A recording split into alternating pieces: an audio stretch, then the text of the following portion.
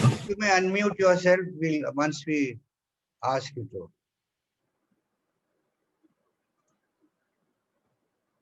Can you please unmute? We'll be starting soon.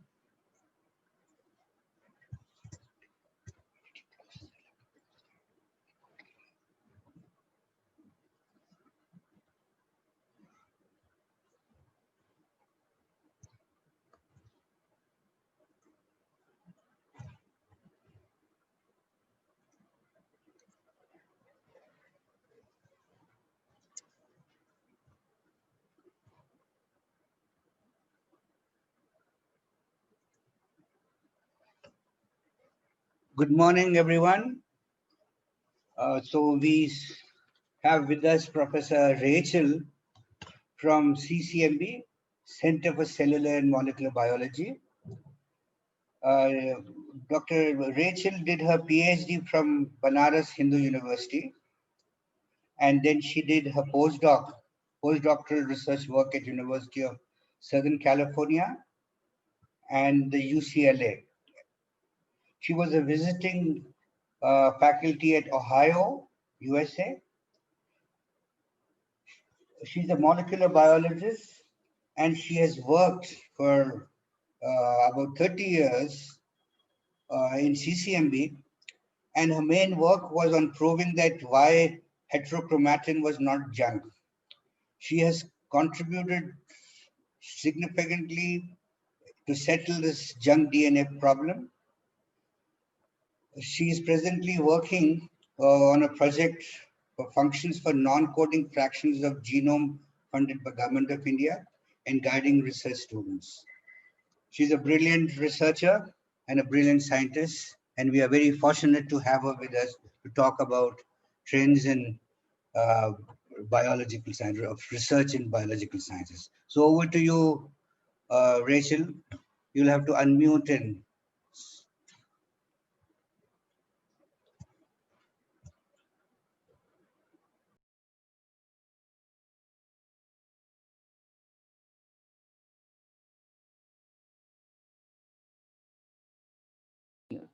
okay, I should be audible now. Am I audible? Yes, you are. Yes. You can Okay. see the screen also. Okay. So, shall we start? Yes, please. Okay. Okay. So we thought we'll cover something, or Professor Hassan wanted me to cover something in research methodology in life sciences. Well, that's because I worked in life sciences.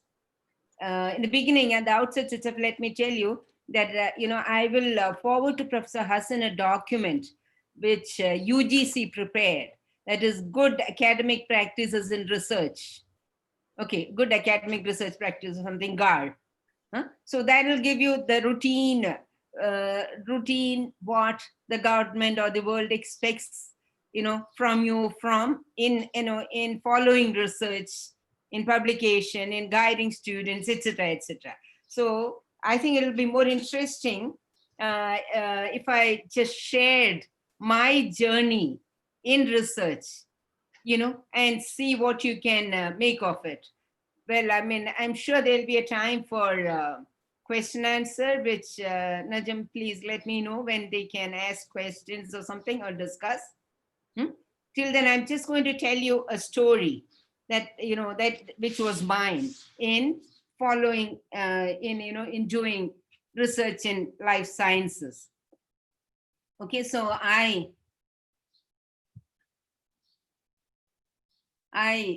started my research career at Banaras Hindu University. So just listen, you don't have to be more serious, because I'm going to share that document with you. I mean, I'm going to share it with Professor Hassan, which he will give you all, from which you will get the questions. So right now it is just a fun class, just listening to someone's story for maybe 36, 37 or more than that, close to 40 years, not close to 40 years in research.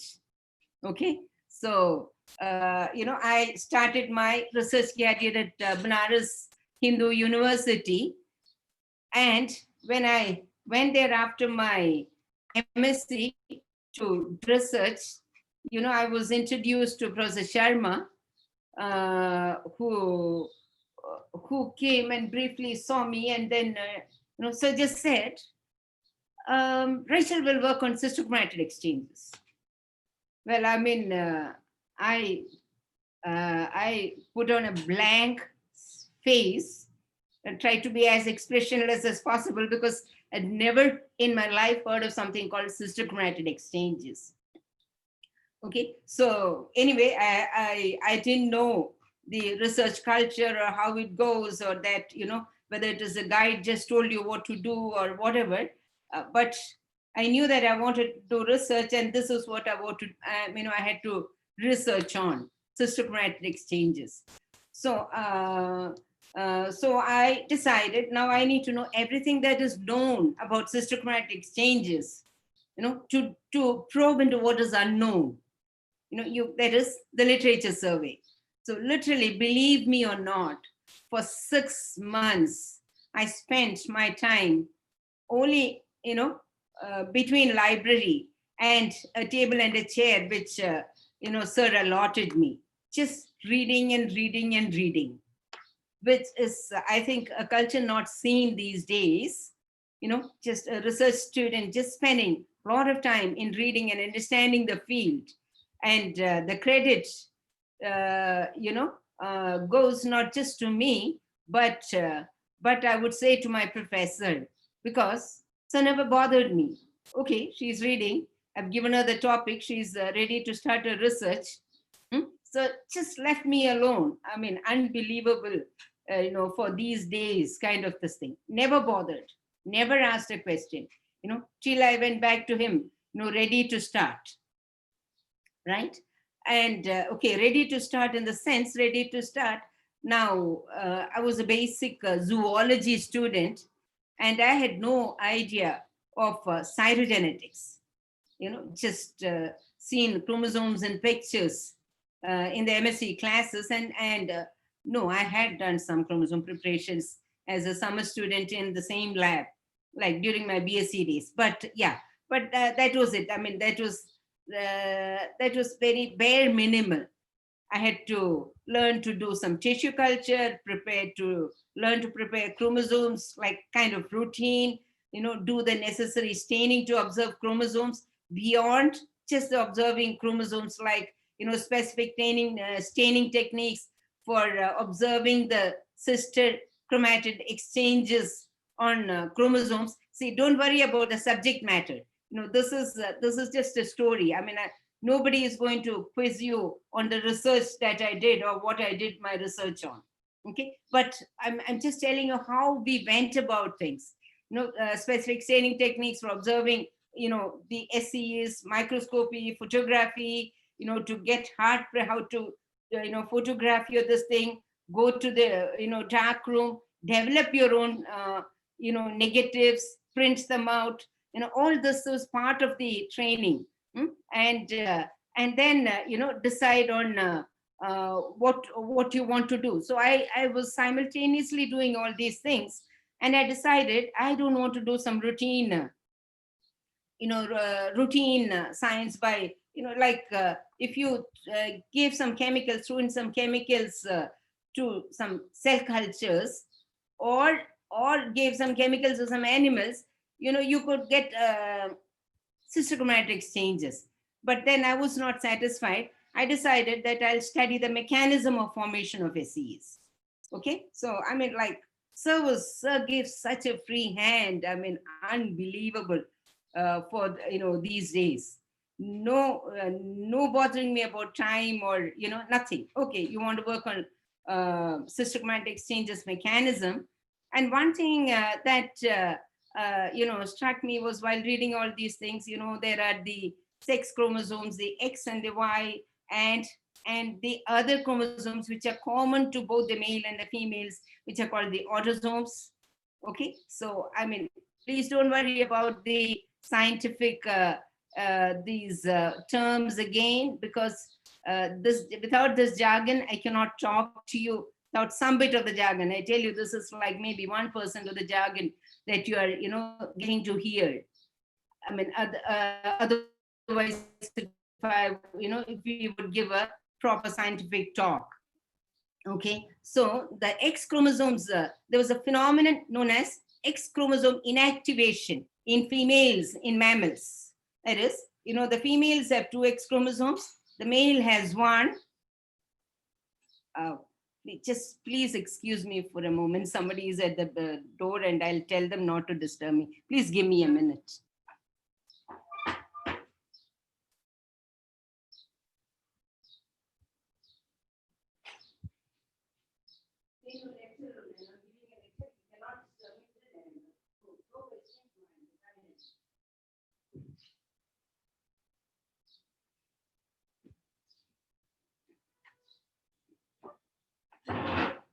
Yeah, I apologize. Yeah, so the two X chromosomes, they were shown to be functionally different. And there were some studies which showed that the two X chromosomes differed in the frequency of SEs. That is, the two X's in the females, they differed. But there was nothing on the autosomes, which are common in both the males and the female. So I decided to study the cystochromatic exchanges in the autosomes and see autosomes. So there are two pairs in all, just like the two X chromosomes. These autosomes also, the homologs, as we call them, autosomal homologs, that is one from the father and one from the mother. Okay, and I studied and I found these autosomes, had a statistically significant difference in the frequency of SEs. It was a result not quite expected. Okay, now as I told you, the autosomal homologs are one from the father and one from the mother, and there was there was only a concept. There was a concept of dominant and recessive genes, right? So dominant recessive genes, okay, these were well established. So now how to see if the autosomal homologs are different with respect to some genes which are the same. So the dominant genes are known to, to dominate the scenario of gene expression. And the recessive genes, they do remain, they are not, the phenotypes of which do not come out prominently, okay? But, there was a scenario, all of you are familiar with the blood group alleles. You must be either A, B, O, or AB. I don't know. See, this, I'm missing the face-to-face interaction in such classes. Otherwise, I would have seen your faces and, recognize, oh, do you really? Have you heard of it? So the AB blood group individuals, where the A and the B are expressed equally, they are called as co-dominant alleles. Okay. Now, so we decided to study the AB blood group individuals, where the two alleles or the genes which are present in the same locus on chromosomes, that is from the father and the mother, they are expressed. So both the alleles are expressed. Okay, so we decided to, look into the AB alleles expression at a single cell level. So when we looked at, see, this is, so the AB stained with green and the B with red, say, I don't remember what it was exactly, but when you look at the, the two colors together under the fluorescence microscope, so it was not that it was all, see, the green and the red will give you together yellow. So it is not that all the cells were yellow. So there was some still red, some green, some, and shades of yellow, right? Some little more or less of green or red. Okay, so it showed that the genes on the two chromosomes are not on autosomes. So this ABO gene is present on chromosome number 9, an autosome. So here we could make out, okay, as our SE study, the two homologs are not expressed equally at the same for a single gene. At the gene level, now we could show that it is not expressed equally. Okay, so this is, the ABO blood group, individuals where you have more of green, more of red, both the green and the red dominating, and see here where it's expressed equally. So it's like a mixed scenario. So different the things we could see over there. So that was very interesting and satisfying. So our hypothesis that the autosomal homologs are not equivalent functionally with respect to SEs now stood with the next experiment with the AB blood group co-dominant genes. Very good. So we had an unexpected results, and this also unexpected, because this in classical biology, every classroom textbook till now teaches them as co-dominant alleles. Yes, they are co-dominant at the level of the individuals, because some cells are expressing A, some cells are expressing B, more or less. So but ultimately both A and B are expressed at the level of the individuals. So we got a co-dominant expression at the level of the individual, where we can see when you give antibodies or a serum test, as you go now with the COVID scenario, everybody is, like familiar with detecting, what is present in your blood using an antibody, right? The serum test, as they're calling it these days. I mean, as they're calling it, it is that.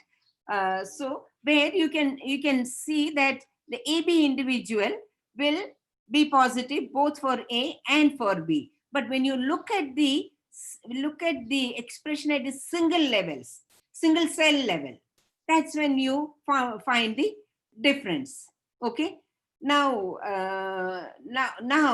we came up with now how do these? Okay, there is a difference. Now how does the difference originate? Where does it come from? How can the two work out to be different, right? So we decided, we just thought, and then saw that if these homologs, which are found in the single individual, that is one from the father, one from the mother, are different, the differences will originate from the DNA, right? All genes are present in DNA, and DNA, as we know, is double-stranded. It's a double-stranded, two strands. And when the cell division takes place, the new DNA strands join the old strands, and then you get two double-stranded DNAs, which are given to two different daughter cells. Okay, so now then we worked out, so how, and fidelity of DNA replication is, was really very well worked out, that they transmit the same information to two daughter cells at the time of replication. That was very well established. Now so then how are the differences coming? Then we looked at something called as epigenetic mechanisms, that can modify the genetics somewhat by modifications of the DNA bases, right? So one such modification is something known as methylation. So methylation takes place at specific nucleotides in the genome, not at all the same.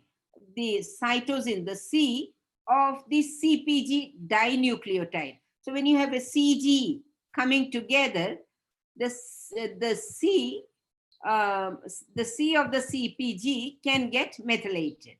Okay, not other Cs not other Cs which are individually strewn about in the genome. Okay, so then where are these CpG dinucleotides present in the genome? Then we saw one set of repeat sequence called the short interspersed nuclear elements. Okay, they are approximately 300 base pairs in length, and these contain 3 times the amount of CpG dinucleotides in them when compared to the rest of the genome. Then we worked out slowly that it is the methylation pattern of the two strands of the DNA at the CpG dinucleotides in the sign elements that can transmit such differences in the DNA strands and then transmit it to the next generation at cell division. Okay, so I will not go into too much of scientific molecular details of it, but what I want to impress upon you is, so what we came across was what we call as strand-specific differences in DNA, which also was not a very well-established concept at that point of time when we were working all these things out. Although there were a few scientists, that they saw that there are strand-specific information given to the cells, daughter cells, in mating yeast, a fungus, okay? Yeast which we use for raising our doves in bread, for baking the bread, okay? That same yeast. So in the mating type, so they thought that a strand break that which remains open in one of the strands of DNA can act as a cue to transmit different information from the two strands of DNA. That was the thing. So strand-specific differences in DNA. That was also very interesting concept. Okay. So now if the homologous chromosomes are different, the differences must arise in the DNA strands. Subsequently, I told you, we identified these repeat sequences which are strewed all along the genome that can transmit differential information through the two strands at the time of cell division.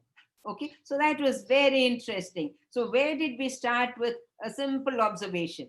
I thought I want to study the mechanism of SEs and this differences between differences in frequency of SEs between X chromosomes, between the two X chromosomes in mammalian females is kind of established. Okay, now we saw that this was true of the autosomes as well.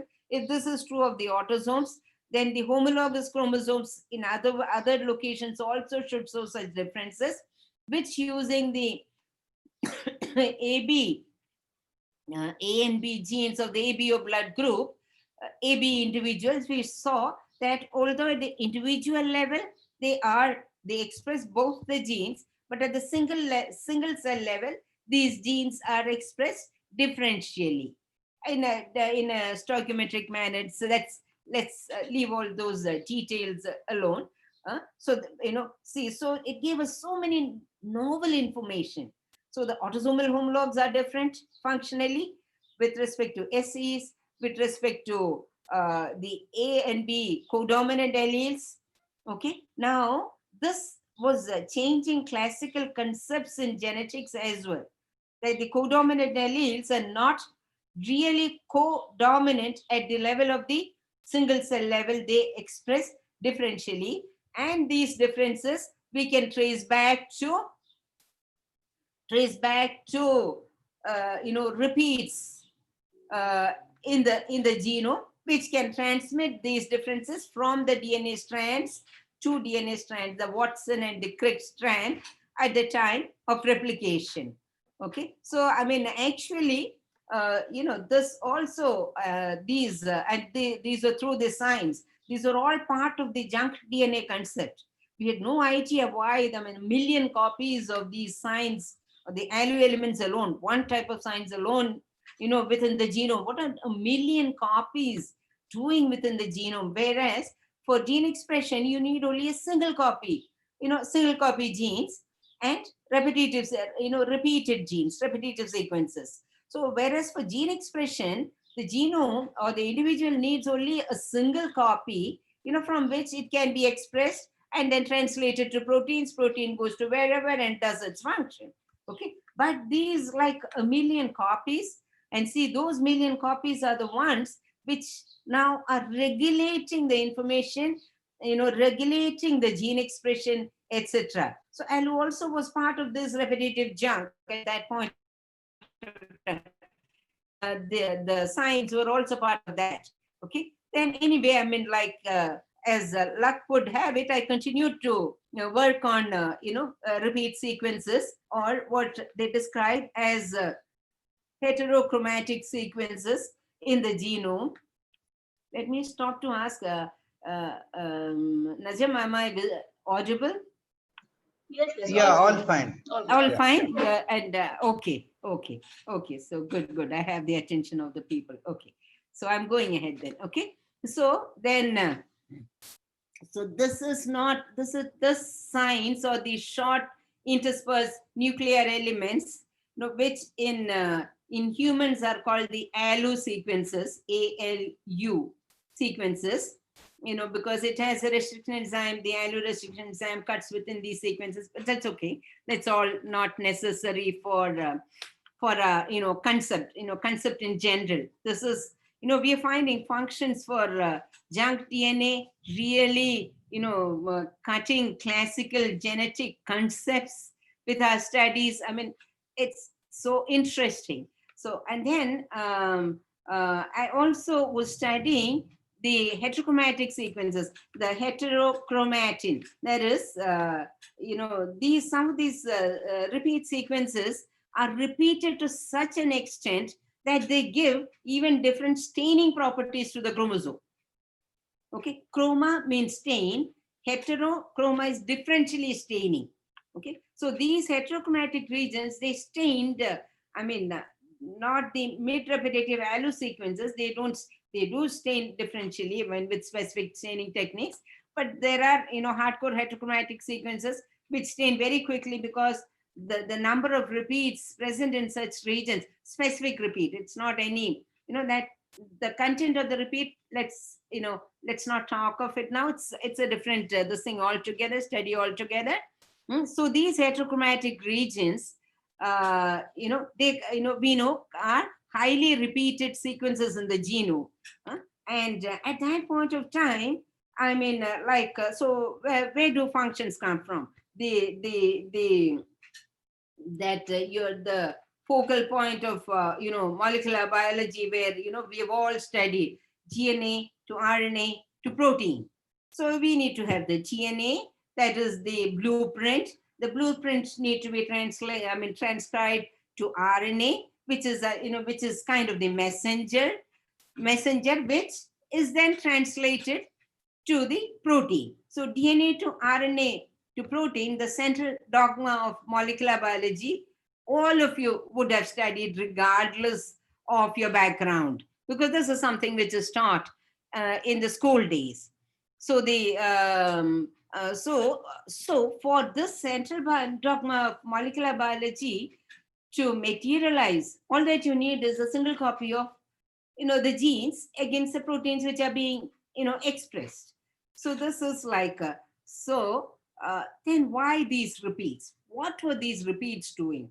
So as cytogenetists, as people were looking at chromosomes, they knew that the DNA is like kind of a long strand, which in an undividing cell, it's not you cannot visualize DNA routinely.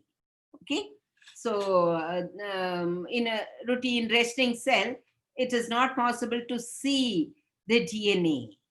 Okay, the pieces of some genes with specific staining techniques which have come up much later, okay, we can, but not the DNA as a whole. So DNA as a whole, it is packaged and condensed and packaged as chromosomes during cell division, right? And these chromosomes are the ones which are to be which are given to the two daughter cells at the time of replication. So unless the DNA is packaged like this, this kind of division is not possible. So we have this condensation, the chromosomes, and then transmission of information to the next generation at the time of cell division, right? So at the time of cell division, okay. Right. So now we knew of packaging of chromosomes. So for packaging, initial concept was very, very interesting. I mean, for packaging of these protein coding genes to keep them, in their place, to guard them and to transmit them to the next daughter cells at the time of replication, this DNA need to be packaged, and this repetitive sequences were kind of considered as packing material for the protein coding genes, right? So they just were there, because you had to pack everything together at the time of cell division as chromosomes. So for this packing, this DNA is necessary.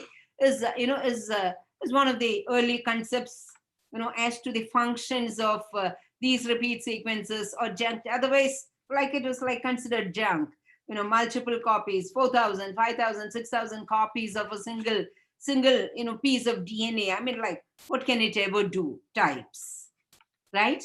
Okay, so highly so. I started studying the Y chromosomal heterochromatin. So this is the Y chromosome. You see, there are so many genes and markers all along this is the human Y chromosome. This is the human chromosome complement.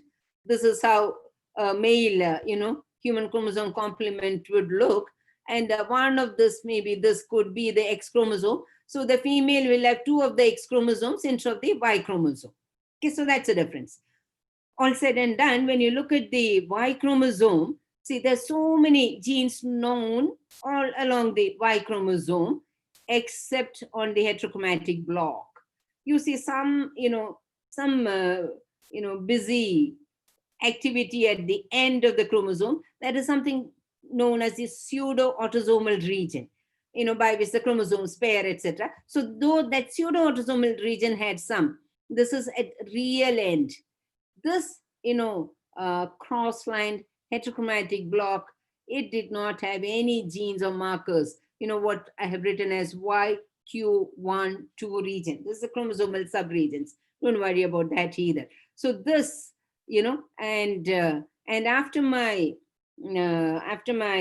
PhD, I joined CCMB and joined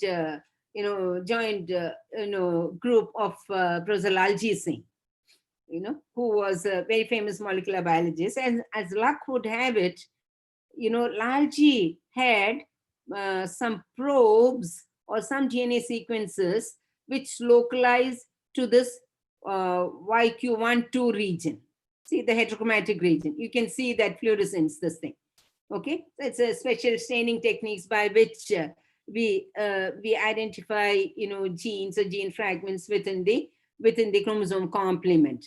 Okay, so Lalji had a probe which could identify this region. So we decided to now go ahead and study that region using that probe.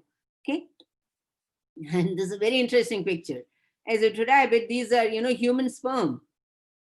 These pictures, and in some you will see the fluorescent fluorescence lighting up. In some it is like empty.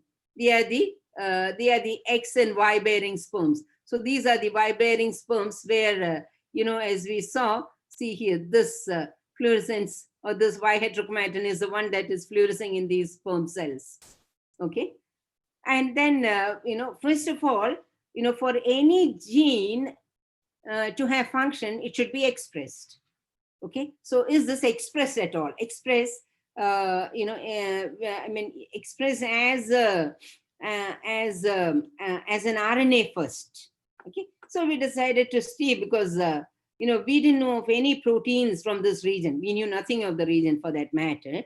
So we saw that it is expressed. Okay, in testis. Okay, so then, so it is expressed, so it could have some function. So we got this thing. So we screened a library, a human testis, that RNA expression library where these RNAs are expressed, and identified 2 probes, 2 clones, which again localize back to the same region. Okay, so this is the parental clone, the genomic DNA, and these are the RNAs to RNAs which localize to the same region. So that would confirm that these are RNAs from that probe. So good, so far so good. So that was like very exciting, because this is we got two RNAs which localize to the same region. Okay, so then we just checked for his expression pattern in different tissues. Okay, and saw that is expressed only in testes. You see, okay, and okay, we are going into research methodology. So this is not a subject talk. Okay, so in research methodology, see, if you look at such a signal on a routine this thing, we would think that whatever the RNA that you loaded onto this into this lane, onto this paper, onto this blot is degraded. See, it's giving as if it's all degraded types. So then what do? Then you take a single copy gene. This was the actin gene. Single copy gene, and after you have done your experiment, you can strip off this autoradiography. This is autoradiography experiments, and when you stain it for a single copy gene, see, perfect, you get single bands and no degradation. So that means this result is for real. So how do you, cross-checking when you get results like this? See, this is again an unusual result. When you probe for a gene, this is a pattern that you could, that you would expect, but you're getting this kind of a pattern. Now, is it because your material is degraded? You cross-check using this thing. So the controls, for an experiment is very important. You should have the right controls. There's, otherwise, your results will get, thrown out of the window if you don't have the controls. They'll tell you it is degraded. And that's why this thing. So we put in the controls. Okay, the control shows, okay, that the rest, the RNA is all right. So this is really RNA which have, multiple sized, see, different sizes of RNA which are present in this thing for this repeat sequences. Again, you must remember here that we are studying repeats here and not single copy genes. This is a single copy gene. This is a repeat. Again, like we're getting unusual results, but, with your controls in place. Research methodology in life sciences is what you're looking at. So with your controls in place, your result stands the test. Okay, so that is actually a result. So this is like, so we identified sequence that DNA using the Sanger sequencing method, and localized it bioinformatically in silico analysis back to the genome. We saw that it had homology to some repeat called the classical DYZ1 repeats, which are present, which are known to be present in the YQ12 heterochromatic region. And but till now, it was a surprise. These DYZ1 repeats are transcribed. Okay, so it was very, so with the in silico studies also in place, we knew that the classical repeats which are present at the YQ12 region are the ones which we have captured, the DYZ1 repeats. DYZ1 repeats were till now used for identification of male specimens. Very sure that it is present only on the Y chromosome and nowhere else. So like the sperm picture that I showed you, if you want to differentiate between a Y-bearing and an X-bearing sperm, well, that's a good probe. And yes, sure enough, these are being transcribed. So now the thing is, okay, it is transcribed. So what does it do? So we try to look for, like there are programs which on the web, not the programs really, programs which are loaded on the web, which, which will tell you whether this RNA which you have got is protein coding or not. So what we found was these only give very short proteins, which may or may not mean anything. So is it? It's like kind of a non-coding RNA.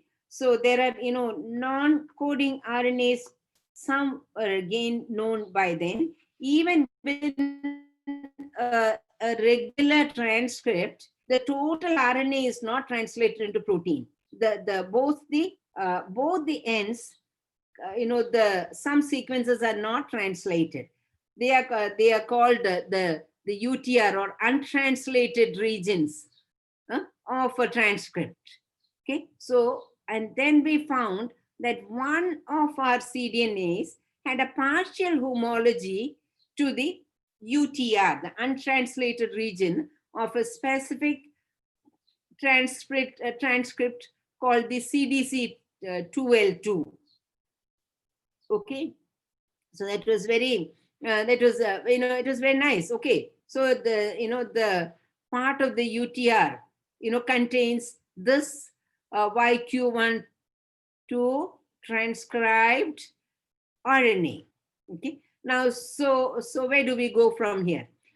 When we looked into the study of the CDC2L2 gene, there are multiple isoforms and transcribed from all tissues, but there was a specific isoform that was reported by a group studying this gene, CDC2L2 gene, that they had a specific isoform which was expressed in testes and contained UTR sequences which were highly, could be highly methylated and unconventional. I mean, they didn't know where it came from.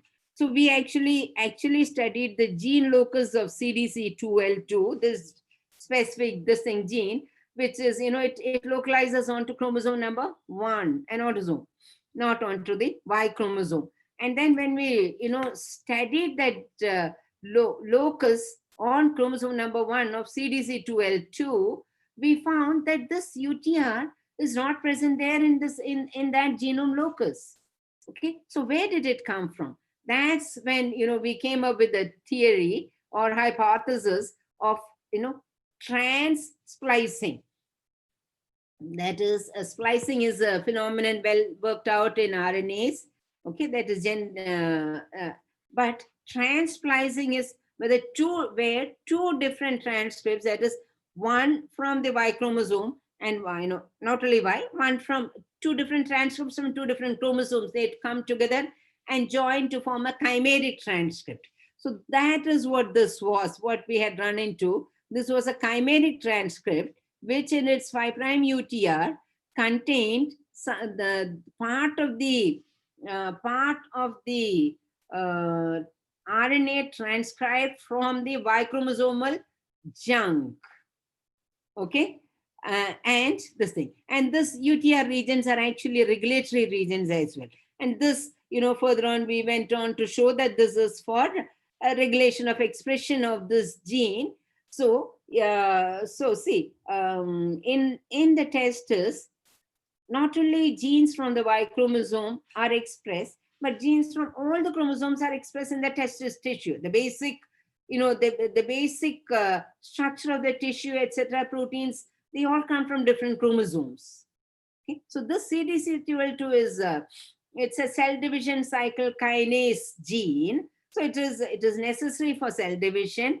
Okay, necessary during cell division. So it localizes to chromosome number 1. It is transcribed in testes, but look at the beauty.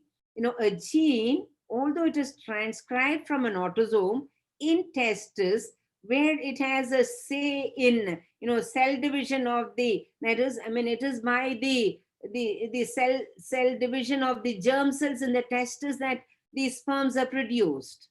Okay, so the cell division of the germ cell, the division of the germ cells is ultimately regulated by the Y chromosome.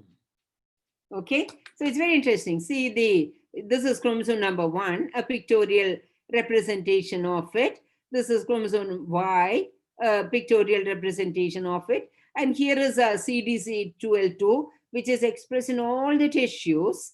Okay, but in the testes, what happens is this CDC2L2, which is expressed in testes, it transplices with a non-coding RNA from this, what was considered as heterochromatic or the junk region of the Y chromosome, and forms a chimeric transcript.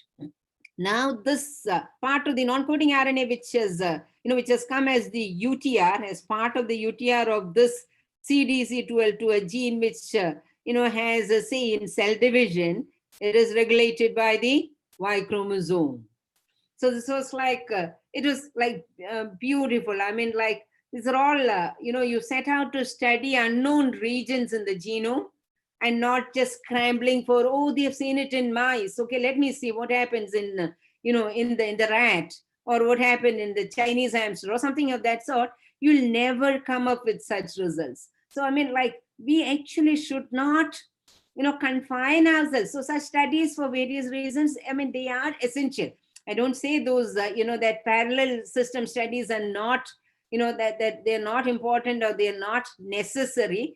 Definitely they are necessary for some reasons. It's okay to do. It's not that you should not do. But, this is like, this is like so satisfying when you can come up with, novel findings like this. It is like, of course, it is a lot of intuition. I mean, no amount of intelligent guess would have, I mean, from my side, would have, given me this chimeric transcript, because I never expected to find this. Okay, it was anyway, it was a lot of, thank God for some intuitions which we give you and guide you through your intuitions. Okay, so this was like a function for for junk DNA present on the Y chromosome. Okay, not only that it is transcribed, but it is function not as a protein coding gene, not as a protein coding fragment, not as a protein. It is a non-coding RNA, and it has function as a non-coding itself, as a non-coding RNA itself. It is present within the regulatory, that is the UTR, untranslated region of this CDC12 transcript over here, regulating a transcript in testis, which is like crucial transcripts, like the, which is involved in cell division, that is, division of the germ cells into generation of sperms, etc., for producing sperms, etc. That is controlled by the Y chromosome, although it is the same.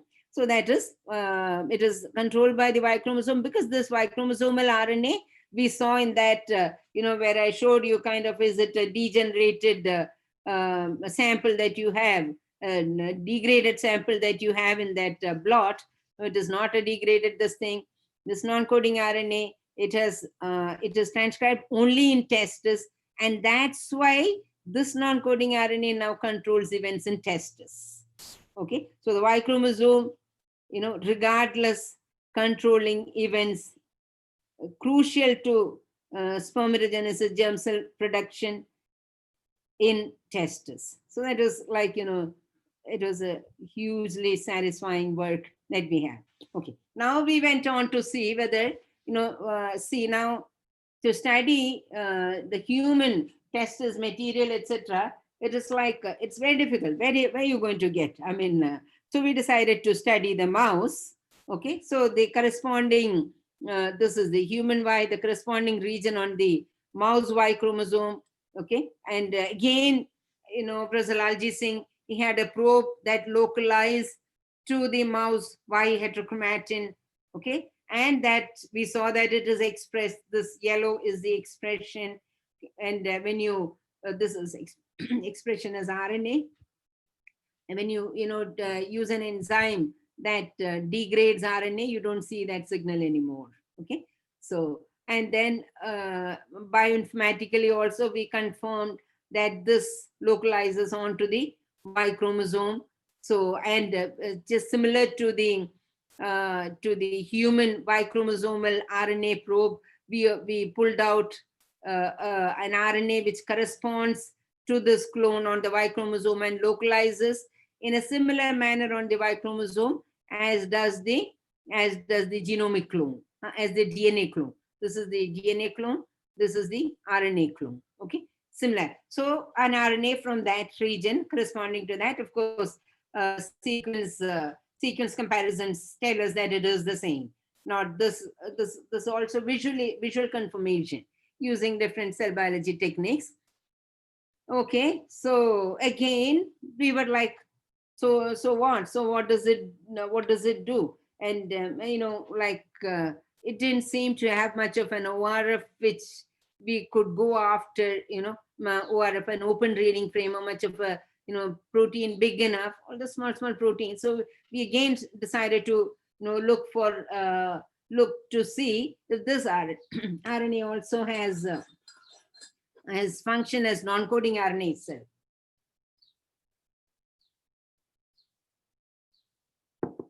Yeah, sorry. Okay, so because that UTR, or the untranslated region, gave us some luck with the human junk DNA, we decided, okay, let's try our luck again with the UTR first. And fortunately for us, there's okay, so yeah, fortunately for us, these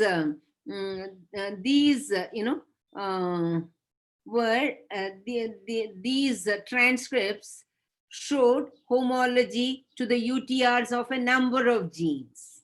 Okay, so a number of genes. So this is like okay, so let's see. I mean, how does it didn't seem to be kind of a transprising chimeric RNA type of this thing in the case of mouse. Okay, so when we analyzed it further, we actually saw something called some small RNAs which are being produced, and many of them only in testes. So this is brain, kidney, testes. Many of them present only in testes. Some are in other tissues as well. That's okay. Okay, so this is 30 nucleotide, approximately that 27 to 32 nucleotide range, that RNA. That they are a class of small RNAs which are called piRNAs, which were known to be expressed in testes. Okay, from our study, we know that it is not in testes. Some of these are expressed in other tissues as well. Some in brain, kidney, and testes. Although there are testis-specific species perhaps over here, or this is present here also. Okay, it doesn't matter. So here it is only in kidney and this thing, not in the brain, and like that. So we found that so by its expression pattern and by its size, they seem to be a class of small RNAs called the piRNAs. And then we did other experiments, like PV binding. So does it bind to PV, etc., and went on to show that these are actually piRNAs over there. Okay, so that was one part of the work. Okay, now now, so okay, so they are regulatory region regulating some this thing. So now actually we were again fortunate enough. We had a mutant strain of mice where 2/3 of this YQ, the long arm of the Y heterochromatin, was deleted. Okay, so the Y-del mice, see, this is how its chromosome will look as against the Y chromosome of the normal this thing.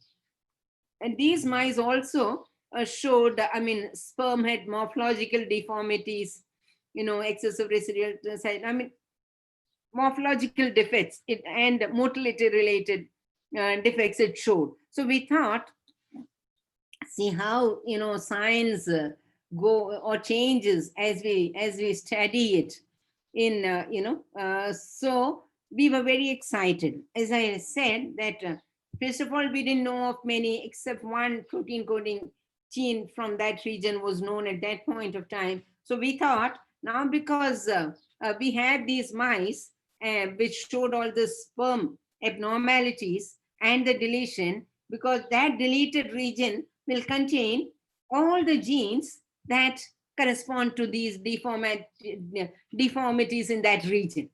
So we were very excited. So now we're going to discover n number of genes which localize to the Y chromosomal heterochromatin, n number of protein coding genes.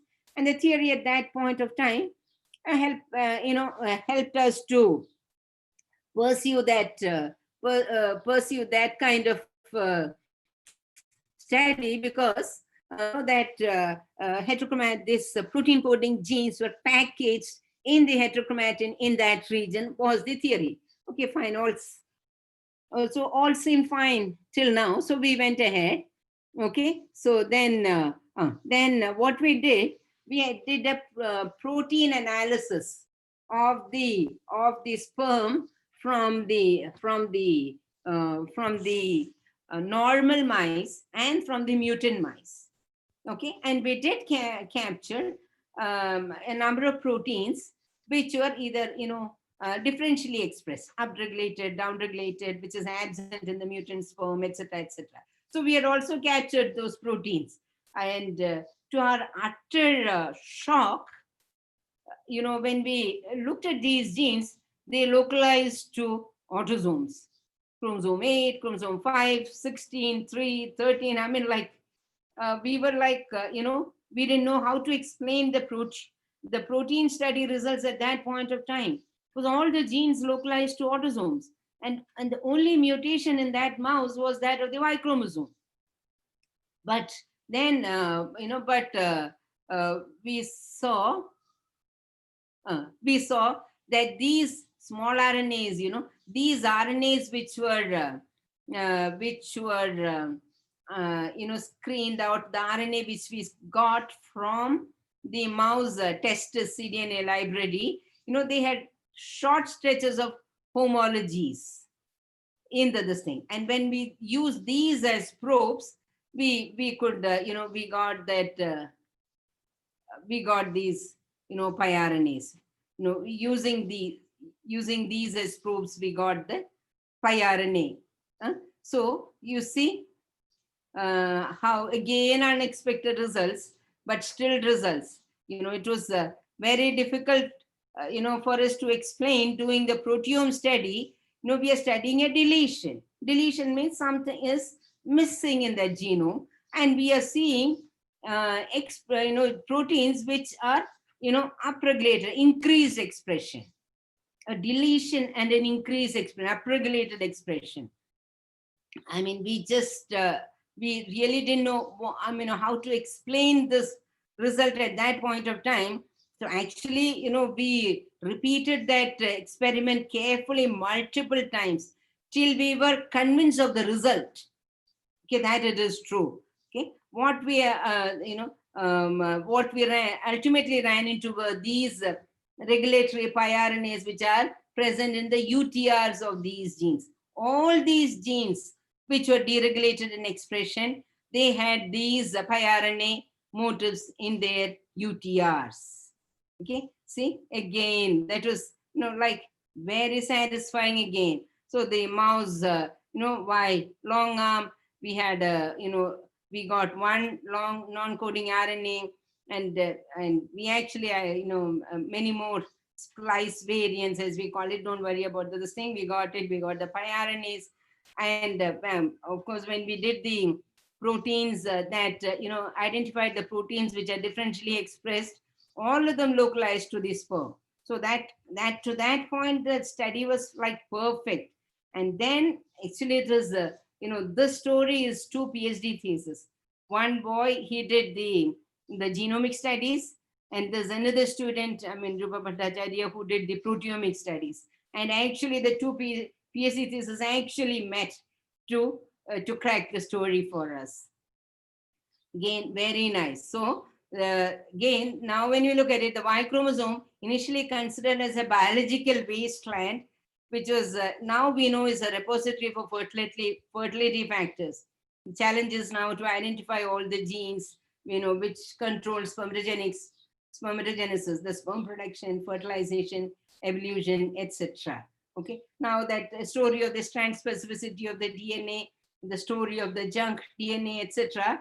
It also involves some kind of, thinking outside the box, out of the box thinking, or, standing away from the madding crowd. I mean, when you see a deletion and an overexpression, it's not easy. I mean, it's not even easy to keep the enthusiasm of the students up. You're like, ma'am, now what is it? I mean, like, where do we go from here? Okay, slowly teaching them to believe in their results, trust their results, although it does, it seems, contradictory at this point of time, teaching them to believe. We did the experiment so many times actually. The student also very meticulously and, consistently on the bench, she worked to show and convince. He said, okay, we'll explain, but this is what it is. And we thought we'll be finding proteins that localize to the deleted region of the Y chromosome, but all of them localized to the autosomes. See, but finally, you see how we came to. At that time, again, the hypothesis was there could be some kind of regulatory non-coding RNAs on the Y chromosome which are regulating these genes, which are expressed in, which localize to the sperms in testes. They are regulated by this, which is exactly what it turned out to be. So I would say, I mean, like, teach the students to dwell upon unexpected results. If we come to a standstill, if we do not know how to explain it at all, I would say, don't worry about it. Report the results as such. Say, we got these results, but we cannot explain it in the light of the existing literature or the existing concepts in this area at this point of time. Someone else may be doing experiments and they may be able to explain.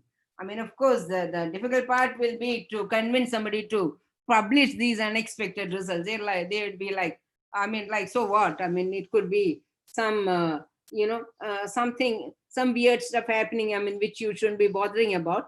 But it is worth pursuing unexpected results in the lab. So again, as I said, methodologies in, research methodologies in life science. Ultimately, that's what is going to give you, I mean, lead you forward, leaps forward in science, such kind of results they give you. Okay. And, like, I was fortunate enough to be also, what do you say? Listen to a lot of lectures from Jiddu Krishnamurti. I don't know how many of you are J. Krishnamurti, the philosopher.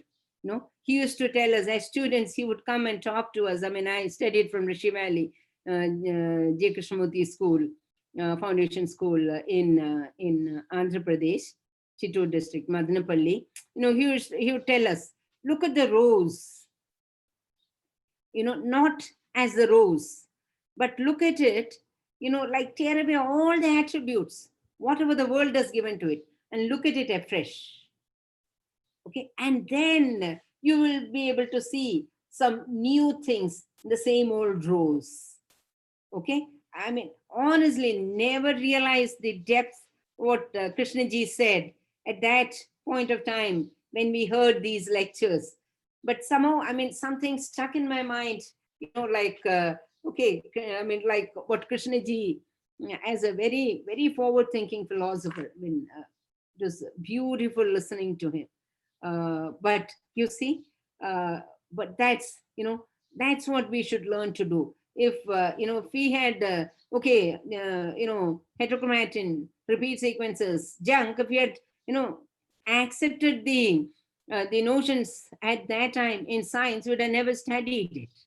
Okay, so tear away all the attributes and then look at it afresh. That could take you great leaps forward in science. Okay, so that was, I told you, we got a lot of changes in classical concepts. That is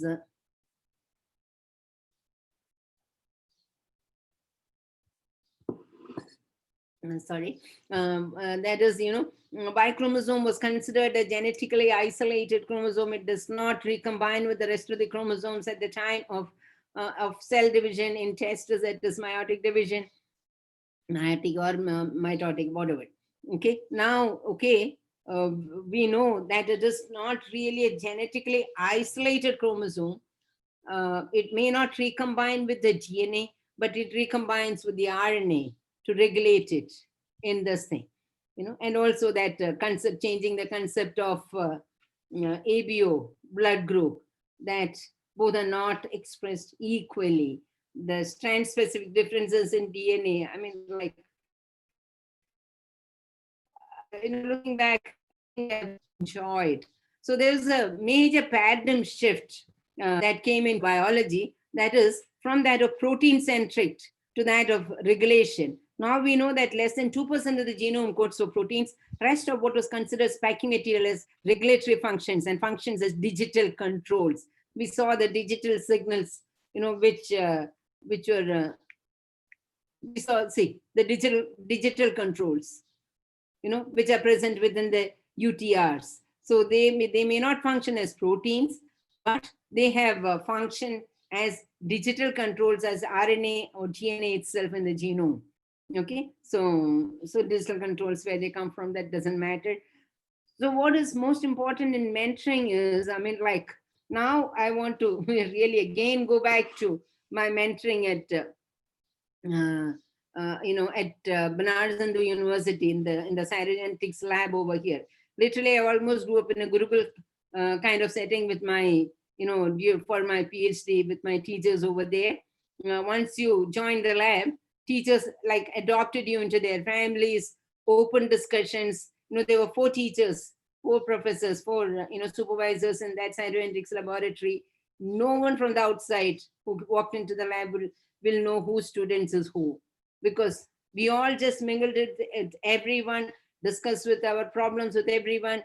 It doesn't matter which teacher guided you, and they did that without any selfish motives. And of course, seniors were our first defense. I mean, again, it didn't matter, seniors from which professor. All the seniors, they taught us experimental protocols. They planned our experiments that when you join, and literally watched over as if we were their responsibility. Each senior had that courtesy. I mean, that was like beautiful. And then we had our tea clubs, almost as a ritual. We look forward to our tea breaks. Okay, so tea was made by us girls, but everyone would come together, joked around, teased each other. Sometimes these were like intense, argument sections. Somebody will have a result, and everybody will have an opinion on the result, and everybody will, argue and try to convince. I mean, so this really taught us a lot how to defend your result. So if somebody had a result, they'll be trying to defend it, and every other person, will be like tearing it. No, that cannot be true. How can that be true? And Professor Lakotia was really, say, no, but Rachel, no, that cannot be. No, oh, let me see what you have on your microscope. Then after tea, sir will walk down to microscope, see what it is, unless they are convinced. Okay, so if that is so, then you do one thing. Then you do this experiment and see if that, that still stands. They'll suggest experiments. I mean, this is regardless of, that. So the tea club was, you need relaxation times, but they were also times of, I told you, intense discussions, and where you cut up your results or tore up your experiment or results to pieces, tore up anyone's experiments or results to pieces. So this actually gave us a confidence to defend our results. So that's why unconventional results, no, they are results. No, let me see, I mean, I'll prove it, rather than, throw it out of the window. So that confidence actually our teachers developed in us. It was like beautiful. Troubled waters, the university, they were, during my 6 years of stay over there, we went through 4 cyanide closures. That is, the university will just close on the spot. Within 24 hours, the boys have to vacate the campus. 48 hours, girls have to vacate the campus. All bag and baggage, hostels are closed, nothing. I mean, it's where you go to is your business. It is none of the university's business, because that's the only way they could, control the VCs could control the turbulence on the campus. So, I mean, cyanide closes, so many cyanide closures, science students cannot pack up and go. Our, cell culture stocks, Drosophila stocks, everything will be gone. So automatically, teachers took it for granted. We shifted to our teachers' homes for the duration of the cyanide, minimum of 21 days. And, we've, had it up to 2.5 months and all that. University is closed and we are staying with our teachers. I mean, they really were, thesis writing. This is the mentoring part of your, research that I'm talking of. All students who wrote their thesis, we did it in Sir's bedroom. And almost always during the summer break, because that was a time when Sir will be free of classes and he can sit for a longer duration. And Sir didn't want to do it in the lab because the minute Sir came into the lab, there'll be someone, coming to discuss things with him. And we'll never be able to, get through even a page of that thesis, what we have written. So Sir would call us home and Sir would sit on his bed relaxed. I mean, it was such a beautiful this thing. And we on a stool nearby, and Sam, madam, that Sir's wife, she would keep a constant supply of tea, juice, snacks, many times lunch, whatever, depending on how long you're staying over there, it didn't matter. And remember, she herself was a professor, literally at our service, lovingly hovering over us. And Sir would, from Sir would get scolding, but ma'am would pamper. Say, don't worry, it's Sir, Sir doesn't mean all that. Don't worry, come and have lunch or come and have, take the snack, you like this. It was like, it is such a beautiful this thing. And once a family, always a family. Actually, believe it or not, when we go to Banaras, we still stay with our teachers, and they are like, they still have to hover over us and, take care of us types, keep you, they really keep us young. So we, after retirement also, when you go to them, they're like, they're treating you like kids, taking care of you, like, so we're like young forever. And this continues. So, actually, even in my lab, in our labs also, in fact, and generally all this thing, teachers would, the students, they would gather at the PI's house, have fun, food, whatever. So if anyone feels homesick, everyone comes together to a teacher's house for a get together. That was kind of the rule. Okay. And through thick and thin, they were all together. Students were together, teachers were together. They were together without the teachers, because when they get scoldings, they'll go and be all friends, excluding you. But, that's the way it works. And there's biology labs and all that. They're like 24/7 labs. All, many times I'd be sitting with my students till around 11:30 p.m. at night. And sometimes even much later we have sat. And then from the discussion, the students, if they are free by, 10:30, 11, they go to do the experiment right away. And next day when I go, I'll have some results ready from them from the discussion of this thing. So, like the mentoring, that methodology is how to keep the students. So first things first, and when the students come into the lab, it's not that they start doing, high funda molecular biology experiments. They were asked to make solutions first. Because first thing that we taught them is never trust anyone else's solutions. Okay, so it's, these solutions are absolutely critical for molecular biology experiments. So, and then, take small, how to autoclave your solutions, get your glasswares ready. Like if there's any contamination, anything wrong, nobody is going to own up. Your experiments goes down the drain. So it's up to you to make sure that your things are right. So one time and the experiment is done. If you want it that way, it's better that you take care of this. So they learn to, and many times we have to first get them to unlearn, even holding a pipette, we have to teach them how to teach them, how to pipette out solutions, etc., etc. Many times you have to get them to unlearn before, they learn. And we used to tell them, always learn from the right persons. Weekly seminars is also compulsory part of the lab. Every Saturday morning, we would sit together for a seminar. So to discuss work in their field, so that they can get familiar with the literature. Senior students present their works, discuss protocols. The invariable rule was the starting time of the seminar was fixed, but never the ending time. But, end of it, we'd all just scramble scramble out in time to get a cup of tea in the canteen and snacks, and the onus on the teacher. I mean, don't shy away from that as a teacher. Huh? So it's not what you know, but what you learn. I mean, even other students, the same. Students who are not from the field, they are encouraged to learn. You must remember, like all the Nobel Prizes in biology, early Nobel Prizes in biology, physicists, that was the beginning. The physicists literally brewed, molecular biology in the early days. Okay, so don't let them make it an excuse that I don't know this or that.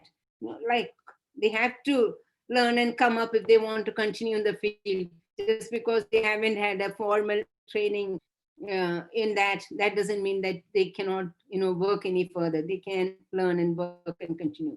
Okay, and another thing which I would invariably tell the students who come to join me is now there's no more classroom learning.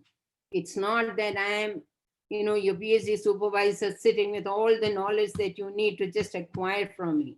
Okay, it's together. Now I'm going to learn along with you as you solve this problem, because we are going into the unknown paths together.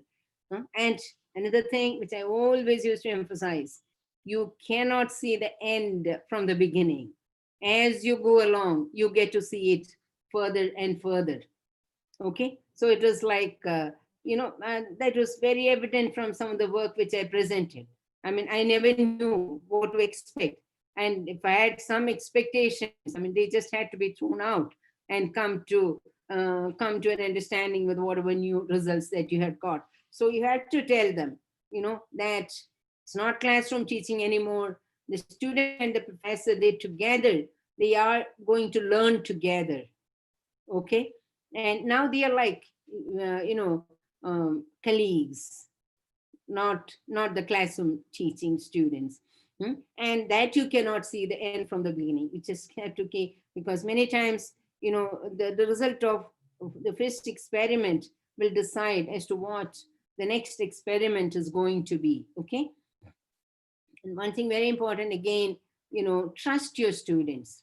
Okay, learn and see if you can teach them to be truthful. See, if you cannot trust them with other things, how will you trust the results? This should be made clear to them from the beginning. And that you're doing research, you're searching for the truth. Okay, and cheating will not lead you to the truth. I mean, you still stand where you started because you don't know the truth anyway. It's one thing to be excited about fancy results, yet, if you try to manipulate, do anything, it'll never fetch you the truth. That means you never get, where you're supposed to go.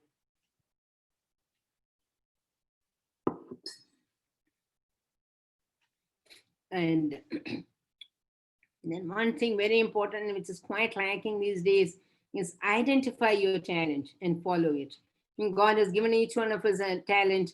Everyone cannot become an Einstein or a Thomas Alva Edison. Incidentally, Thomas Alva Edison had only a 3 months of formal school education. I mean, he was a very hyperactive child, whom the teachers could not contain. And so his mother educated him, and later on, just literally what we call in Hindi, khurafati. Khurafati say he came up. He used to come up with all kinds of new things, and not only intelligent, but he was street smart as well. So, it's so many inventions to his credit. So these intuitions that you have, pursue them intelligently and with perseverance. Okay, so as Einstein said, 1% inspiration and 99% perspiration. You have an idea somewhere, but that's not good enough. Unless the 99% perspiration comes in, we have to thank God for the right intuition while we pursue endeavors. Follow your intuitions. That's when, the out-of-the-box thinking becomes a reality. Okay, so these are some slides which I have actually put together from that document which I promised I will give you. So do you really need that, or would you rather have a small interaction section, because it's already 11:22? So if, I mean, that leaves us a few minutes for interaction. And these slides which are made together, they are all they are from that document which I'm going to share with teachers. So it's not a big deal for you to follow that, and so these are just slides from that. So Najam, so what do you say? Yeah, I think we'll share the document. I'll email it to you. Thanks a lot for thanks a lot for a lovely story of your life in research, a successful life in research, and the environment which is required to do good research. You have very beautifully conveyed in what environment is necessary to do research. Yes, really. And yes, so I think we'll have some questions and interaction. Yeah. Actually, And it is a big thank you to my God, parents, teachers, mentors, students, postdoctoral fellows, project assistants, technicians, and the actors behind the screen. That is all our lab boys and all who prepared, washed, prepared our glasswares, and a huge list of friends. So these are just a few, not just a few of my. These three were PhD students. She was a technician. These were project assistants. Just a few. This just had this picture, so that doesn't mean anything. Maybe I shouldn't put that up because you'll think that's it. So can I go away from the presentation mode? Yeah, that's fine. So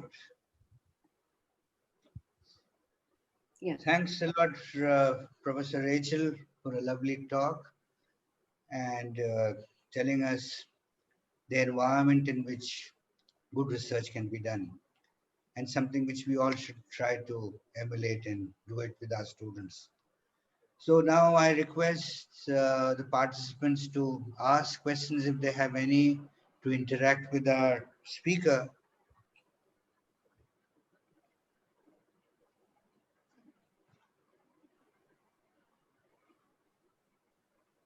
You can see the chat window, Rachel.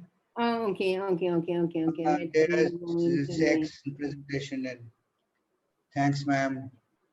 Excellent presentation, ma'am. Excellent presentation. Okay, now I'm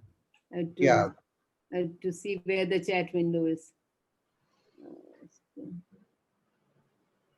Where did the chat window go of mine? I don't know. Participant 26. I am not able to find the chat window. Anyway, they are basically compliments for your talk and no, that is then nobody has asked any specific question. So if there are any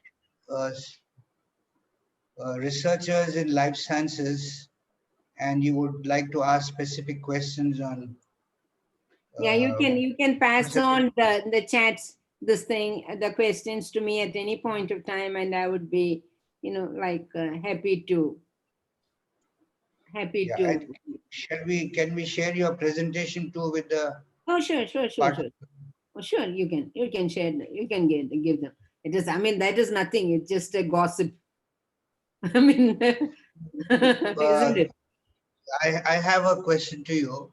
Yes, Najam. In fact, even I have experienced something similar to what you did with my supervisors. We host parties for me and my friends. We would be there all the time. It was the same when I was at University of Hyderabad with Professor Vishwanath, or in Russia with Professor Deomen. Across cultures, across this, we were a part of the house. Yeah, I think that's how the research culture, that should be maintained, so important. I would go and sit in Professor Deomen's orchard and he would make breakfast for me, discuss mathematics, then ask me to sit with strawberries and cream, saying you need vitamins, and I would sit and do maths and then discuss again before lunch, have lunch with him and so on. But Yeah. is this culture still there in CCMB? Is it still happening in CCMB? And because Well, it now it is becoming little more this thing, but it is still there. I mean, depends on the older people definitely entertain the students. I mean, like now I don't know. I think they do have. I don't know. I'm not very yeah. Acha, there is a question by Ausif Padar. sure. Ma'am, is behavior of macrophages in immune system same or different? As I am working on tumor models. He's a mathematics student, Ausif Padar, Uh, and he's doing applied mathematics research in Mano. So uh, he is asking you, is behavior of macrophages in mm. immune system same or different? Macrophages, same or different? I mean, there are Yes. different cell types, and each cell type has its own function. So, I mean, I don't know what he exactly. You can give them my phone number, my Gmail, etc., my email ID, etc. So Okay. they can, they are most welcome to, like directly talk. Macrophages in immune system. Yeah, macrophages. I mean, Is they it are same part or of the different? immune. They are part of the immune system. Okay, they are. They are Is it part of the immune system. part of the immune system? Yeah, so I don't know what exactly he has in mind, but you're most welcome to share my phone number, my my mail ID. Yeah, he's a mathematics student. I'm very So happy to.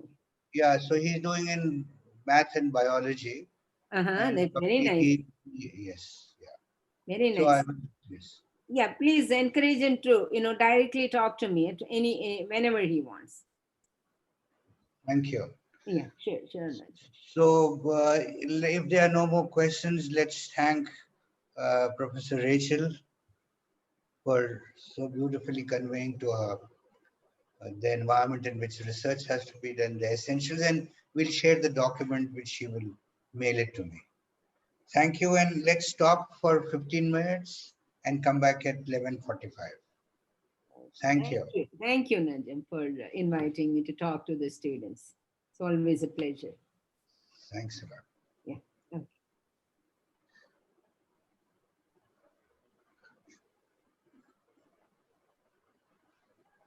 Now that's a great. When I stop sharing, now I can see the chat session. Okay. As long as I was sharing, I couldn't see. That's what had happened. Yeah, the window must be sitting behind your shade. Yeah. Yeah. Yeah. So that's what happened. So I was wondering why I'm not able to. Thank. Okay. So I mean, like he can get back to me. That's not a problem. Okay. Thanks. Thanks a lot. Okay. That's it. Bye.